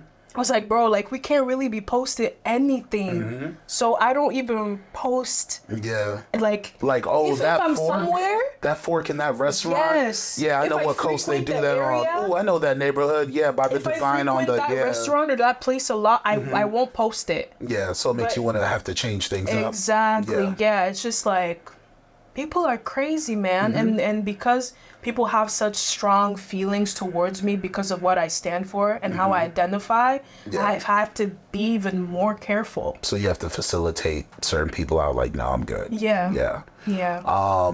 When it comes to your management, is there anything that they do for you, or management? the people that you report to? What people use your videos?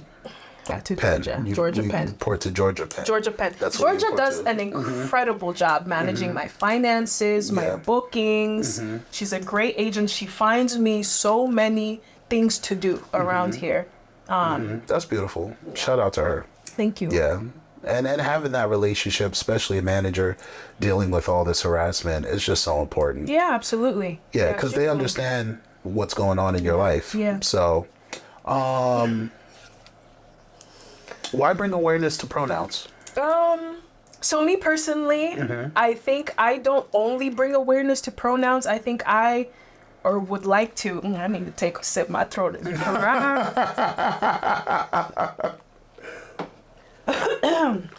Okay.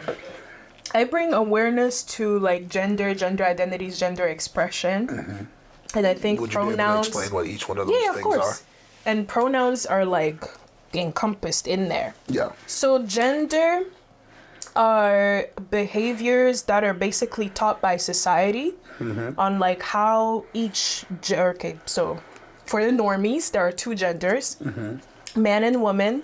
So gender, it kind of just tells you, okay, men act like this, women act like this, they dress like this, they move this way in society. Gender identity is pretty much the same thing as gender, I would say. And then gender expression is how you express your gender outwardly. So my gender expression is like how I present right now, very feminine. Long hair, you know. So you said slay? Slay. LOL. Thank you. But I think a lot of people tend to conflate gender and gender expression, right? Okay. So because like stereotypically women have been defined as like feminine and dainty and all that stuff, whenever there's a woman that falls outside of that norm, let's say she's a tomboy, right? Or she like wears pantsuits or whatever, anything that's not like stereotypically feminine, that's like abnormal. Or if there's like a guy that's effeminate or likes to wear skirts or makeup or stuff like that, that's abnormal, right? But there are different ways to be a man and a woman. There is no correct way to be that. And that is what I aim to bring awareness towards, because like dismantling or focusing on that would then also like lead towards questioning, okay, so as a man, I don't have to be a macho. I don't have to be strong all the time. I don't have to, you know, put all these unrealistic expectations that society puts on men on myself. Okay, cool. And then from there we go into, the high suicide rate among men is because a lot of them feel inadequate. Why? Because of the societal standards that are placed on them. Because they feel like they can't, you know. I'm thinking in Spanish. I have to No, translate. I see the translation happening, and then that's why I asked about the languages, because I was like, all right, if they're always going in between languages, does that mean even when they're talking to me, who's an English speaker, they have to translate? I have to translate because I have these conversations in Spanish more. Really? Yeah. On social Speaking media. of that, how do you handle going between those languages? Like, do you just have to catch yourself? You just gotta catch yourself every time? Yeah. Oh God. It's like I can never really flow like the way I want to flow in conversation unless I'm talking to somebody who speaks the same language as I do. So with my family. What's your preferred language? Damn, I don't know. I would say Spanish. I've gotten so much better at it. I'm more fluid. I've been studying Spanish also. I would say Spanish now. Every time I hear your songs, they're always in Spanish, and I always question. I only have 2 songs in Spanish. Well, for the songs that I've seen that come up for you, there's 2.5. Well, no, there were a couple of English, but the biggest ones that keep coming up when I type in your name is Spanish. Yes. And I always wonder, that doesn't hurt your career, but does that help your career in the U.S.? I don't even think I'm focusing on the U.S. right now. Okay. I'm focusing on where I'm getting the love from. Is that egotistical for U.S. citizens to think like that? It is. Okay. You know, I'm glad you actually said that because I didn't even know I could say that. But No, it's fine. I just think the fact that the U.S. is so central and everything is why, you know? There's so much music outside of what is being made in the U.S., outside of what is being released. The U.S. is one little piece of this globe that we live on. You know what I'm saying? But it's crazy. Once you're famous in the United States, you're famous everywhere. So that's kind of the reason why. Because, you know, a U.S. culture and U.S. pop culture is just so, you know, everybody wants a piece of that. Yeah, but now so it the makes U.S. sense. wants a piece of the EU, for example. The NFL is thinking about doing an expansion and bringing in teams from Germany and the UK into the U.S. When it comes to the NBA, I think the number is 2 to 3 players on each NBA team is actually from the UK or outside the U.S. now. And Hold on, NBA? in the NBA, yeah, and that's usually that dictates where the market is going. So I think the way big business is in entertainment, because entertainment really defines everything, they're looking and they're saying, okay, we've hit the cap on what we can hit here in the U.S. We need to start broadening our horizons and bringing people outside into it, just like how the soccer league has been doing that also. DC United, all these teams, they've been around for a while, but this is the peak of how exciting the sport has been In the U.S. in the U.S. But soccer is a global thing. It's always been global, and the amount of money the owners for each one of those teams has. Yeah, it's crazy. Yeah, you're now moving from generational wealth to owning countries for fun. For fun. Absolutely. Yeah. No, I've definitely seen that. Even let's talk about Afrobeat.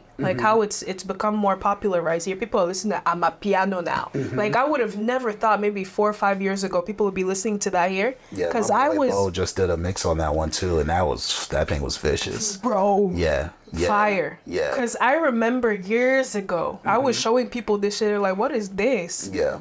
Bro, this is African music. Does that ever get exhausting? As a Jamaican, that gets exhausting. What?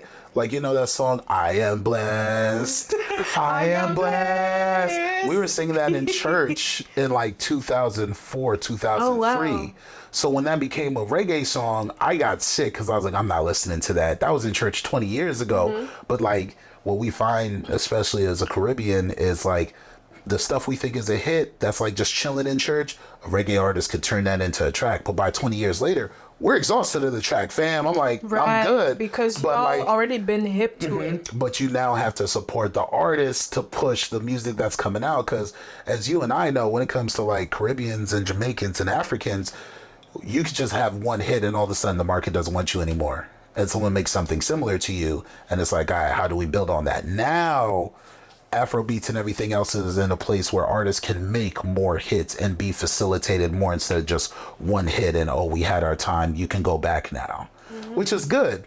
But it's like, you know, I could see resentment from all the artists who are like, we were doing this for so long, we did the same thing. And it's like, you just need more facilitation. I think it's in Afrobeats, in Nigerian Afrobeats, to specify, it's the ones that have been doing it for a long time that are now finally getting the recognition. That long. Like, yeah. Long They've been time. at this for like 20 years. Long. Super long. Super long. Like I was a teenager when some of these people came out with their first single. And only maybe like, I want to say like 2021, 2022 is when they got recognition from like the United States. And by that I mean by the white man. Because, you know, the diaspora, been listening to them, African people all over the United States, different countries. I think it's like, there's a good and a bad part about it. Because now that the Billboard charts have added like an Afrobeats chart to it, that just means that, yeah, exactly, right? And to answer the question you asked about, does it get exhausting? I think people get exhausted because they keep hearing the same stuff. There's a whole sea of artists people have never heard of. That they can go listen to. Music is completely different. There's alternative Afrobeats. There's like Afro, there's like Afro pop. There's so many different kinds of Afrobeats out there. Like Burna Boy said, Afrobeats is like a pie. The Afro is the base, and then you can literally add anything on top. You could find like Afro drill music, bro. That shit is fire. You gotta share all these tracks. Oh yeah, absolutely. And I know a lot of these guys personally, they're like up and coming artists too that are so dope. But because their stuff is a little bit too niche, like we're just now getting introduced to Afrobeats, right? And by we I mean the United States.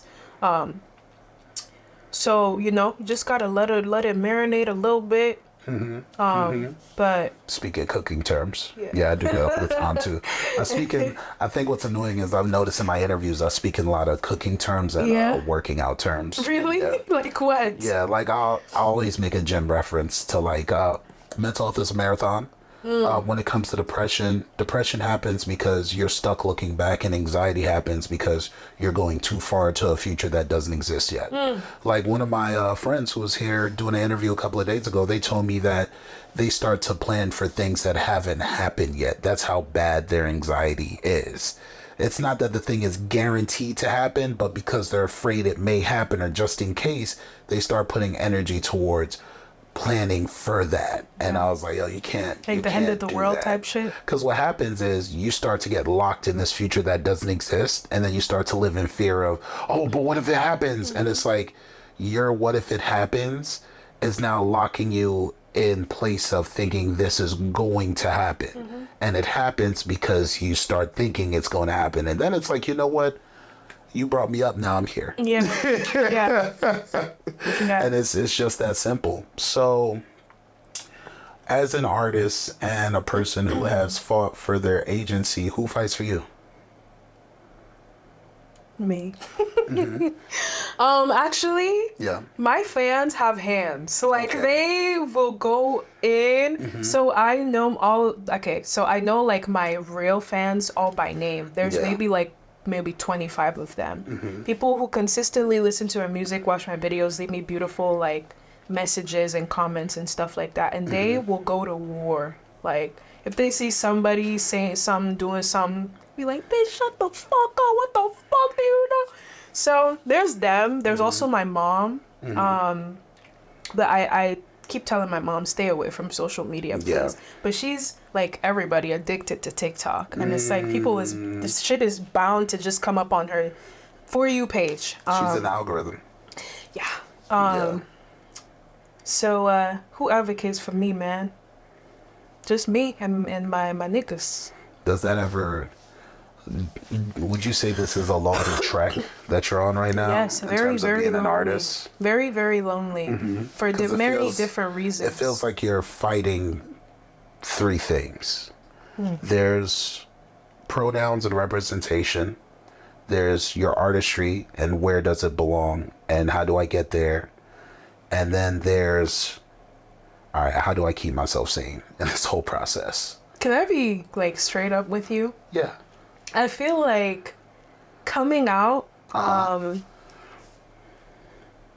just like made things so much harder for me. Really? Yeah, like as far as like making it in music and stuff like that. Being taken seriously as an artist, because like there's just this whole like stigma around like pronouns and everything like that, like, oh, you must be like just like not pleasant to be around if you have pronouns. But it's like everybody has pronouns, you know, like your pronouns are he, him. Yeah. But yeah, no, and I say that because like I'm just a target for like cyberbullying now. Like it doesn't matter what I do, it'll be like, oh, your pronouns are you're a they them. Absolutely not, you know. And it was already hard for me before for different reasons, but I feel like I just added on like a completely different layer of difficulty. It's like a stage 10, but especially Wake up every day and then look in the mirror and be like, damn, and I gotta love myself now? That's crazy. My folks don't even love me. Well, I'm glad I love me. My parents got me. And they will they trying. stop at nothing to remind me that they don't fuck with me. Every time I post anything now, bitch, don't nobody give a fuck. Delete this. Delete your whole account, matter of fact. Delete yourself. Like, I've been getting a lot of them delete yourself comments. But you get paid for it, though. I do, absolutely. Yeah. Yeah. Is it hard to, outside of your real 25 fans that you know are your real fans, is it hard to keep track of your newer fans when you have that much destructive thought and negativity in the comments? I feel like it's made me really defensive. Like, Take it. I'm just always like on defense mode. Like I always have a wall up. Like I see a new comment, I'm already like, oh, what did this person say? Yeah. Instead, and whenever it's a kind comment, it like catches me off guard sometimes. Is you speaking all these languages? I feel like that would make it hard for you to hire someone to go through it too, because like they would have to know the languages. Well, most of my following is Hispanic, Spanish speaking, so I would really just have to hire somebody who speaks Spanish to filter through comments. Do you know how much that would cost or what that would look like? Or is that something you'd be open to? Or right now you're like... I don't have to do that. I can put in like a filter in my TikTok settings. If it mentions anything to do with the flag or like transphobic stuff, I could just type it in and TikTok take care of it. That's what I've been doing. One day I'm gonna have you pull up to do an interview on setting boundaries on social media and why that's necessary and what it looks like. At that. Yeah, we could do like a whole breakdown of like, hey, this is why you set boundaries. This is what it looks like to set boundaries on social media. What should you be careful of? Why do I have these boundaries up? What should you be concerned with? That could be a tutorial too. Absolutely. And sometimes making a video like That could be content, visually. Content. Everything is content. Everything is content. See that everybody says that to me, but I don't want What, to. everything is content? Yeah. But I don't want to. Content. Exactly. I want to be in the moment sometimes. Sometimes I just want to hire somebody to film me. And I don't want to be the one doing the recording. But what was I saying? What was I saying? Now that's over with all the F stuff that's been happening around you. Fuck, what was I saying? What was I talking about? I forgot. Anytime you put your filter on, you Oh yeah. Also, sometimes like making a video like stating the boundaries is really important. Like, y'all cannot do this no more. Y'all cannot da da da da da. And what that is like, you know them little sticky thingies for bugs, how they get caught in it? The people who don't respect those boundaries will be in the comment section, right? Saying, oh, fuck this. You just go in, you block. Yeah. Block. You just leave everybody else. Thank you. Sometimes you just have to throw the net out there, catch them, block them. Thank you. When your cousins show up, thank you. Thank you. Oh, your mother here, thank her. Yeah. Thank her. Yeah, so. All right, so as someone that battles pessimism, right? And she also has to be her biggest fan on certain days. What's one piece of advice you would give to an artist? Let's say 3, because you've been through a lot of things. I feel like 3 is fair instead of just 1. Okay.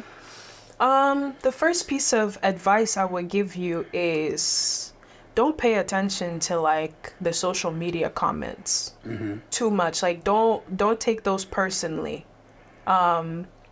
If you're somebody who's trying to make it through like the route of social media, be independent for as long as possible, you're gonna have to pour a lot of time and work into social media, creating the content and whatnot. And when you're making that content by yourself, what people say about you, I feel like it matters a bit more because you're putting more of yourself into that. But try not to just like take it personally when somebody says, oh, this shit is ass, or you can't sing, or whatever.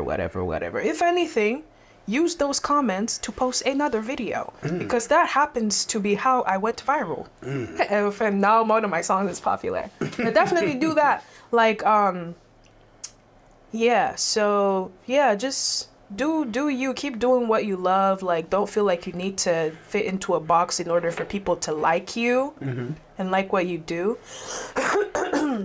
Because nowadays we're seeing a lot of the same thing. Like, everybody kind of looks the same, kind of makes the same type of music. Ask yourself why we haven't had like a hip hop song on the #1 spot in like all of 2023. You know what I'm saying? Wait, talk like that. But yeah. You be filtering through voices. Yeah, listen, accents and shit. I'm weird as hell. You got 4 languages chilling in your head at all times. Like, yeah. Second piece of advice. Hold on, what was the question? What are 3 pieces of advice you would give to an artist? Don't try to be like anybody else. Don't try to be like anybody else ever. Because the only person you can really like master or have a sense of mastery at is you. Like the type of music you like to make. Following trends is cool, but if you don't want to do it, then don't do it. Like, sure, there's like a whole trend right now of like how log drums are a really good thing in like Afro beats, and I've kind of like hopped on that bandwagon. But if that's something you don't really like, and you get the thought of like, oh, but this is what everybody else is doing, so let me do this too. If it doesn't feel right, don't do it. Last piece of advice. Watch what you say on social media, because these niggas be digging up tweets. Okay? Ooh, hit you with the this you? Yeah, hit you with the this you. Just be careful, because that's all I'm gonna say about that. Just I don't know, make like a burner account with nothing associated with your music if you really gotta get it out there. You really gotta talk about how your auntie pissed you off. But yeah, that's my 3 things. All right, where can the people find you? You can find me on Instagram, TikTok, YouTube, Spotify, Tidal, all streaming platforms, under Angue Somo. That's Angue Somo. Angue Somo. And if you forget how to pronounce it, you can listen to my song Mayimwa. I say it in there several times. So yeah. I really appreciate you pulling up. Thank you for having me. This was fun. I was nervous. Really? I always get nervous for interviews, because I'm not good with like public speaking. I remember you said that in the last interview, and I was like, she'll be fine.